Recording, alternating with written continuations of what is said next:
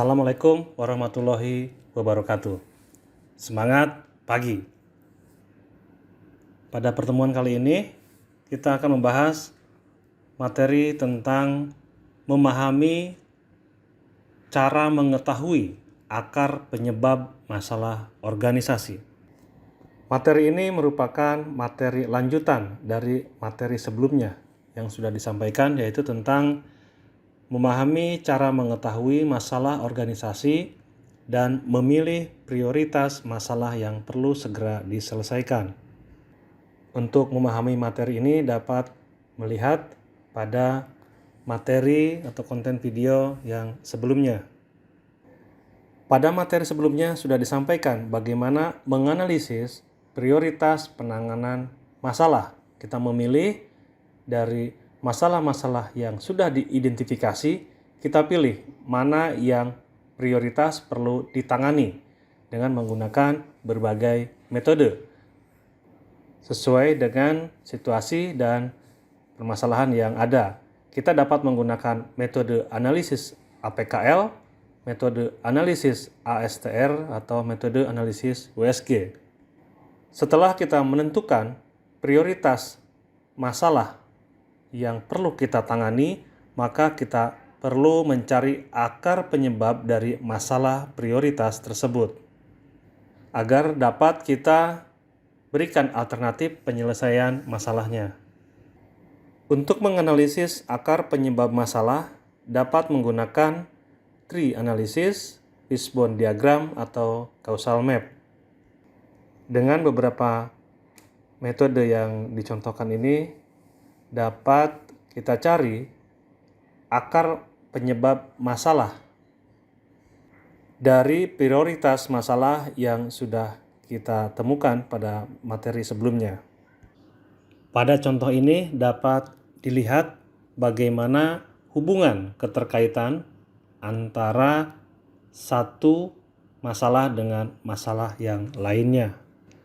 Metode pencarian akar masalah dengan menggunakan tree analysis atau pohon masalah adalah dengan cara kita membuat terlebih dahulu permasalahan yang akan dicari akar masalahnya yang sudah diperoleh dari pemilihan isu atau masalah prioritas pada tahapan sebelumnya. Pada tahap pertama kita masukkan permasalahan yang menjadi prioritas. Di sini dicontohkan pekerjaan ketatausahaan belum berjalan lancar. Maka kita cari penyebabnya. Pada level pertama, kita menentukan bahwa penyebabnya adalah arsip dinamis sulit diperoleh. Maka kita uji hubungannya. Karena arsip dinamis sulit diperoleh, maka pekerjaan ketatausahaan belum berjalan lancar. Jadi ada hubungan sebab akibat di sini. Kemudian untuk mencari akar masalah, maka kita lanjutkan ke tahap berikutnya. Kita mencari akar masalah di level bawahnya. Kita cari permasalahan-permasalahan yang menyebabkan terjadinya arsip dinamis sulit diperoleh. Di sini dicontohkan pembinaan atasan terhadap pengelola arsip kurang intensif, kemudian kurangnya kemampuan staf dalam memahami atau menata arsip, kemudian kesempatan mengikuti diklat terbatas, kemudian sarana tempat penyimpanan arsip yang dimiliki relatif terbatas. Untuk menguji pernyataan ini apakah betul ataukah tidak, maka kita coba dicari hubungan sebab akibatnya. Kita coba baca satu persatu. Ini dicontohkan. Yang pertama, pembinaan atasan terhadap pengelola arsip kurang intensif, maka arsip dinamis sulit diperoleh. Kemudian, kurangnya kemampuan staf dalam menata arsip mengakibatkan arsip dinamis sulit diperoleh.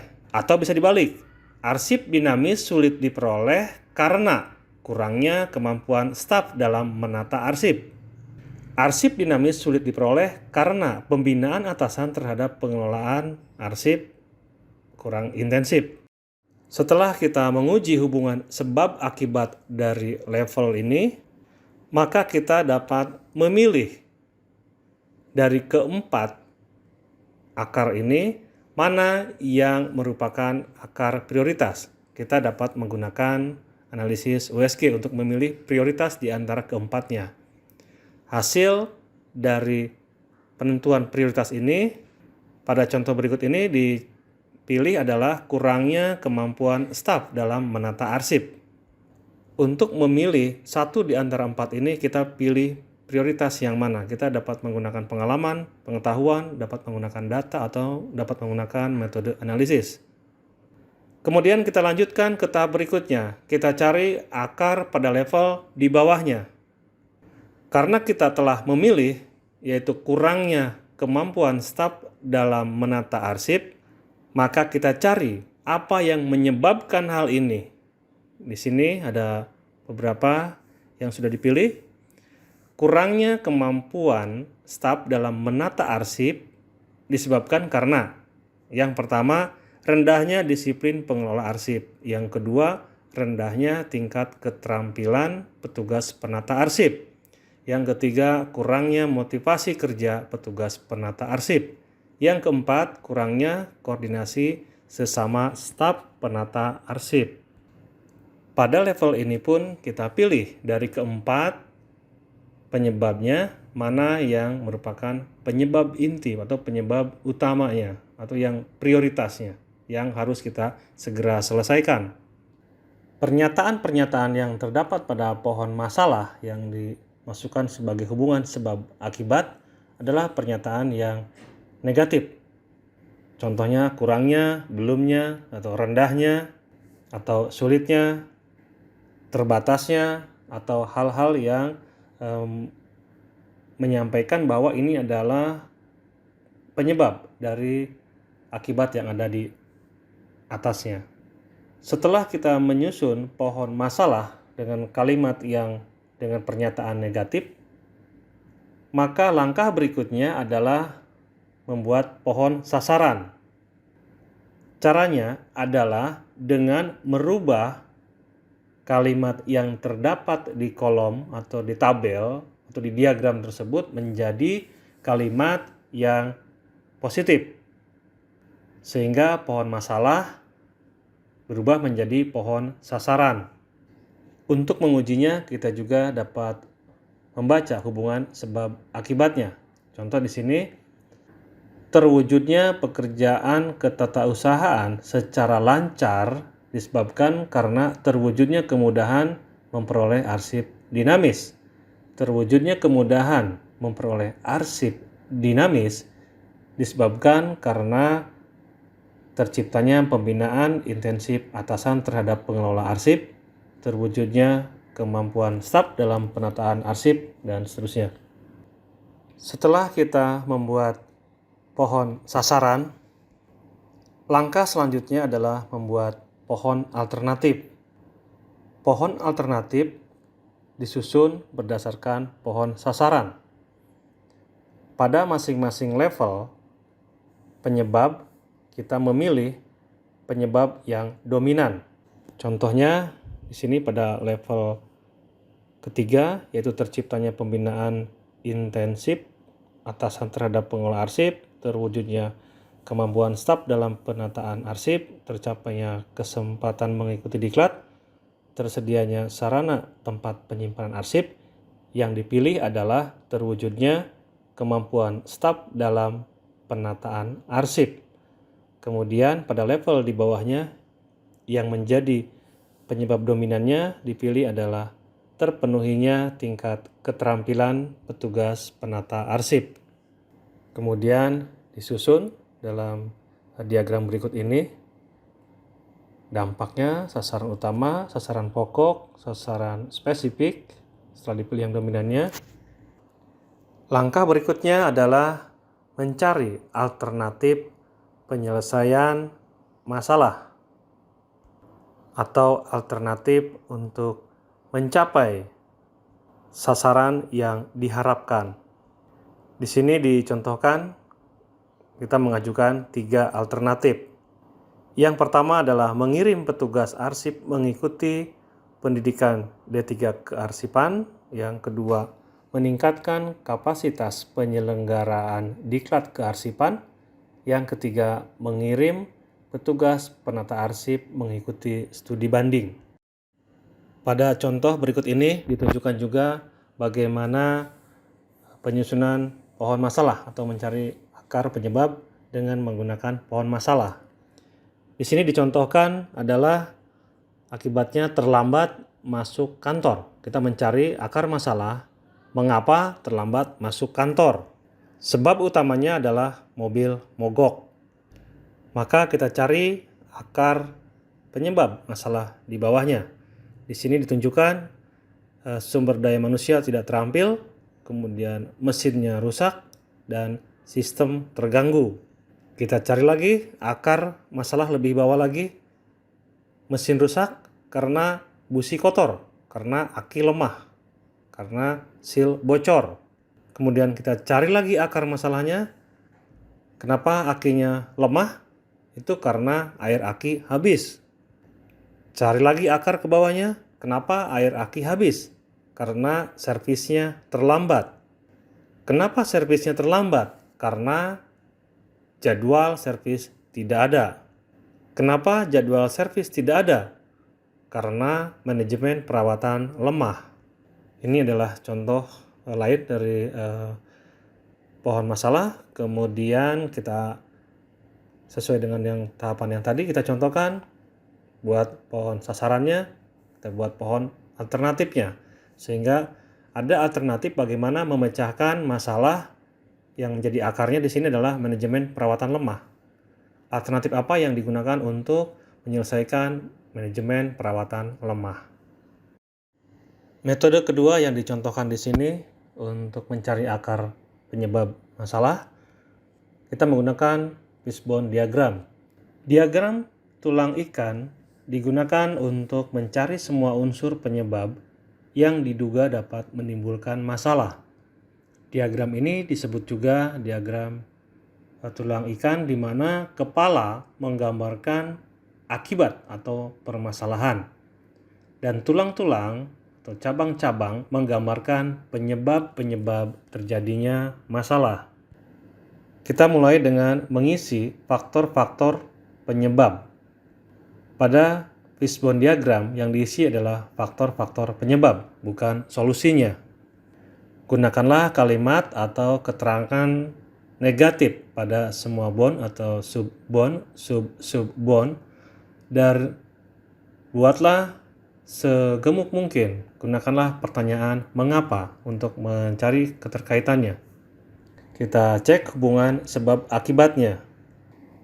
Pada diagnosa organisasi dapat juga mengelompokkan penyebab-penyebabnya di dalam beberapa kriteria: material, method, machine, measurement, environment, atau people, untuk dicari akar-akar penyebabnya yang mengakibatkan problem yang terdapat di kepala. Dan dapat juga kita mengelompokkan dengan kelompok-kelompok yang lain sesuai dengan permasalahan yang ada. Sesuai pada contoh berikut ini, bagaimana permasalahan yang terjadi dan mengakibatkan terlambatnya penerbangan. Bisa dicek dari prosedurnya, bagaimana personelnya, bagaimana fasilitasnya, atau mungkin customernya, atau penyebab-penyebab lain.